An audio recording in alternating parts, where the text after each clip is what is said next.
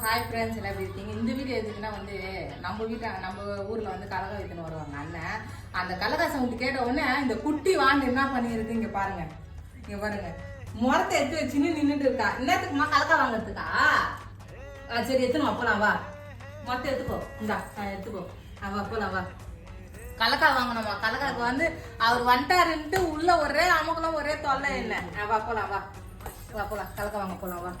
வா வா. சரி வா.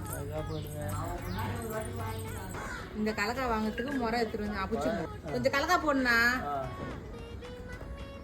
எப்படி உரிக்கணும்? நீ தட்டி உரிக்கணுமா? இது தட்டணுமா?